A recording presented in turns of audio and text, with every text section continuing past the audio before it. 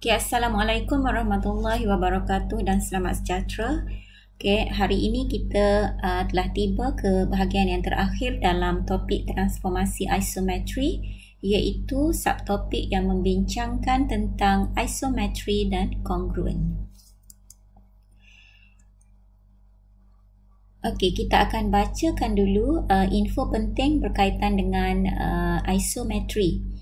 Okay, suatu transformasi dikatakan isometri jika image dan objek masih mengekalkan saiz serta bentuk yang sama sebelum dan selepas transformasi berlaku. Okay, isometri ini merujuk kepada suatu transformasi, dan ada transformasi yang isometri dan ada transformasi yang bukan isometri. So dengan bahasa yang mudah, transformasi isometri ialah satu transformasi yang mengekalkan saiz dan bentuk objek dan image. Okay, sekarang kita akan kaji adakah translasi, pantulan, putaran serta pembesaran merupakan suatu transformasi isometri atau bukan, dan kita akan jelaskan mengapa. Untuk yang pertama, kita akan fokus kepada translasi. Sebagai contoh, kita ada satu objek poligon ABC, kemudian dia mengalami translasi, iaitu perubahan dari segi kedudukan ke tempat yang baru, iaitu A', B' dan C'. Okey, soalannya, di bawah satu translasi, adakah image yang terhasil mengekalkan bentuk dan saiz yang sama dengan objek asal? So, dalam kes ini kita hanya fokus kepada bentuk dan saiz. Okey, jawapannya ialah ya. Image bagi segitiga ABC masih mengekalkan bentuk dan saiz yang sama. Jadi, translasi adalah satu contoh transformasi isometri. Okey, yang kedua, kita akan lihat jenis transformasi yang kedua, iaitu pantulan. Okay, di bawah suatu pantulan, adakah image yang terhasil mengekalkan bentuk dan saiz yang sama dengan objek asal? Ya. Okay, sebagai buktinya, apabila kita berdiri ataupun duduk di hadapan cermin, so apa yang kita lihat image di dalam cermin itu adalah sama bentuk dan saiz dengan diri kita yang sebenar. Jadi kesimpulannya, pantulan juga merupakan satu transformasi isometri. Okay, bagaimana pula dengan putaran? Okey, ini adalah perbandingan di antara objek dan image di bawah satu putaran, dan kita akan dapati bahawa image bagi putaran juga mengekalkan saiz serta bentuk objek. Jadi kesimpulannya, putaran juga adalah satu transformasi isometri. Okey, dan akhir sekali ialah pembesaran. Sebagai contoh, kita ada satu pentagon yang mengalami pembesaran. Okey, di bawah satu pembesaran, adakah image yang terhasil mengekalkan bentuk dan saiz yang sama dengan objek asal? Jawapannya tidak.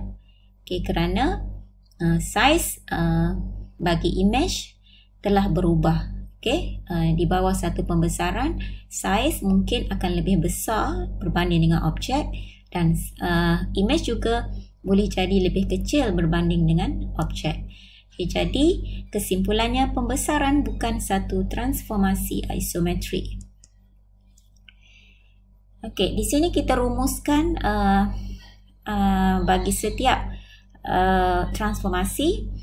Okay, bagi translasi, dia mengekalkan saiz dan bentuk, jadi dia adalah satu isometri. Okay, pantulan juga merupakan satu transformasi isometri.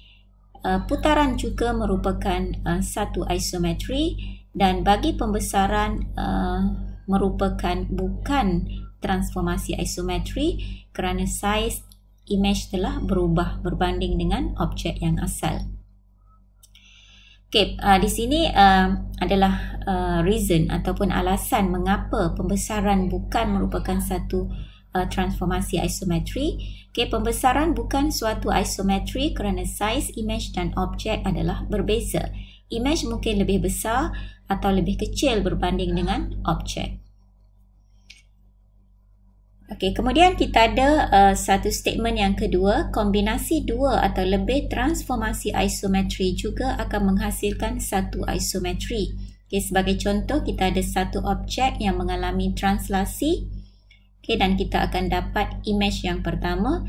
Kemudian image yang pertama ini seterusnya mengalami pantulan pada garis PQ dan kita akan dapat image yang kedua. Okay, jadi translasi adalah transformasi isometri, pantulan juga merupakan transformasi isometri. Jadi di bawah satu translasi dan pantulan, image masih mengekalkan bentuk serta saiz yang sama. Kemudian istilah yang kedua yang kita perlu tahu ialah congruent. Okay. Congruent ini merujuk kepada perbandingan di antara dua objek. Sedangkan isometri tadi merujuk kepada transformasi. Okay, dua objek dikatakan congruent jika ianya mempunyai saiz dan bentuk yang sama. Lebih kurang sama saja dengan isometri, cuma isometri merujuk kepada transformasi dan congruent ini merujuk kepada objek. Okay, sebagai contoh, bagi dua objek yang mempunyai saiz dan bentuk yang sama, maka kedua-dua objek ini adalah congruent. Okay. Soalannya, kenal pasti sama ada pasangan objek yang diberi congruent atau tidak? Okay, yang pertama, ya, kerana mempunyai saiz serta bentuk yang sama, cuma kedudukan sahaja yang berbeza. Jadi A dan B adalah congruent. Okay, yang kedua, jawapannya tidak congruent kerana saiznya berbeza. Okay, yang ketiga, congruent. Okay, yang keempat, ini adalah contoh dua objek yang congruent. So, bagi dua objek yang congruent, walaupun dia telah mengalami translasi, pantulan ataupun putaran, tetapi dia masih mengekalkan ciri-ciri yang sama seperti saiz, sudut pedalamannya sama, panjang sisinya juga adalah sama. Okay, so ini adalah subtopik yang terakhir di mana kita telah mengenal pasti apa yang dimaksudkan dengan isometri dan apa yang dimaksudkan dengan congruent. Okey, itu saja untuk sesi PDPR pada kali ini. Assalamualaikum warahmatullahi wabarakatuh.